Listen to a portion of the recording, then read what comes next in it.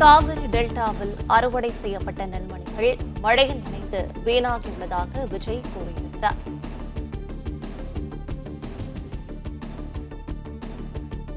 காவிரி டெல்டாவில் அறுவடை செய்யப்பட்ட நெல்மணிகள் மழையில் நனைந்து வீணாகியுள்ளதாக விஜய் கூறியிருக்கிறார். விவசாயிகளின் நெல்லை உரிய நேரத்தில் தமிழக அரசு கொள்முதல் செய்யவில்லை என்றும் விஜய் கூறியிருக்கிறார். கூடுதல் விவரங்களை செய்தர் யுவராஜ் வழங்கியிருக்கலாம். யுவராஜ், வணக்கம். விவரங்களை சொல்லலாம். வணக்கம். தமிழக வெற்றி கழகத்தின் தலைவர் விஜய் தற்போது அறிக்கை ஒன்றை வெளியிட்டிருக்கின்றார். அந்த அறிக்கையில் தொடர் மழையால் நெல்மணிகள் வீணாகி முளைத்ததைப் போல மக்கள் விரோத திமுக ஆட்சிக்கு எதிரான தொடர் எதிர்ப்பு முளைத்து வளர்ந்து செழித்து ஆட்சியாளர்களை வீட்டுக்கு அனுப்பப் போவது உறுதி என்று அந்த அறிக்கையில குறிப்பிட்டிருக்கின்றார். அதாவது தொடர் மழையால் விவசாயிகளின் கடின உழைப்பால் விளைவிக்கப்பட்ட நெல்மணிகள் முதல் முறை வீணான போதே துரிதமாக செயல்பட்டு மீதமுள்ள நெல்மணிகளை தமிழக அரசு பாதுகாத்திருக்க வேண்டாமா?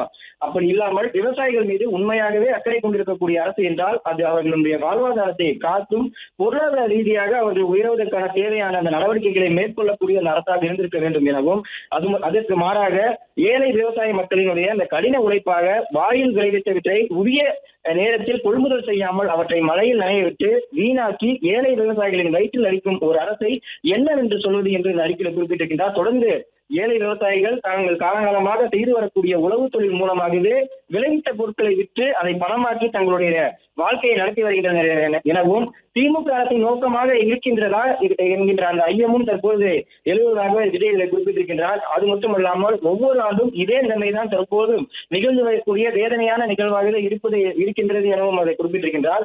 தொடர்ந்து வெற்றி விளம்பரத்திற்காக நானும் டெல்டாக்காரன் தான் என பெருமையாக பேசி வரும் முதலமைச்சர் மு க ஸ்டாலின் அவர்கள் தலைமையிலான இந்த திமுக அரசிற்கு ஏழை விவசாயிகள் சார்பாக நாம் முன்வைக்கக்கூடிய ஒரு சில வினாக்களே என விவசாயிகளுடைய கோரிக்கையாகவும் வைப்பதாக இதில் விஜய் குறிப்பிட்டிருக்கின்றார்.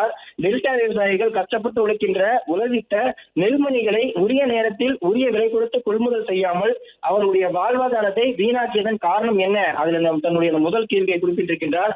தொடர்ந்து அதிக மழைப்பொழிவு இருந்தாலும் விவசாய நிலத்தில் பயிர்கள் மூழ்காதபடி போதுமான தண்ணீரை தவிர்த்து அதிகப்படியான தண்ணீர் விவசாய நிலங்களில் இருந்து தானாகவே வெளியேறி சேமித்து வைக்கப்பட வேண்டிய நீர்நிலைகளை சென்றடைய போதுமான வசதிகள் ஏற்படுத்தப்பட்டுள்ளனவா என்று குறிப்பிட்டிருக்கின்றார். விளைவிக்கப்பட்ட நெல் உள்ளிட்ட தானியங்கள் மழையில் நனைந்து வீணாகாமல் நல்ல முறையில் பாதுகாப்பாக சேமித்து வைக்க எடுக்கப்பட்ட நடவடிக்கைகள் என்னென்ன குறிப்பிட்டிருக்கின்றார். தொடர்ந்து வடகிழக்கு பருவமழை காலம் இன்னும் நீடிக்க உள்ளது எனவும் எனவே இனியேனும் ஏழை விவசாயிகளின் வாழ்வாதாரத்திற்கு ஊறு விளைவிக்கும் செயல்பாடுகளை உடனடியாக நிறுத்தி இனிவரும் மழையினால் நெல் உள்ளிட்ட பயிர்கள் வீணாகாமல் தடுக்க வேண்டும் எனவும் அத்தோடு பருவமழையின் தாக்கத்திலிருந்து மக்களை காக்க தேவையான அனைத்து முன்னெச்சரிக்கை நடவடிக்கைகளையும் விளம்பர செயல்பாடுகளாக இன்றி போர்க்கால அடிப்படையில் உண்மையாக மேற்கொள்ள வேண்டும் என்று விஜய் இந்த அறிக்கையை குறிப்பிட்டிருக்கின்றார்.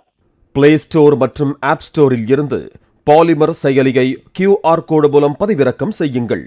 செய்திகளை உடனுக்குடன் பெறுங்கள்.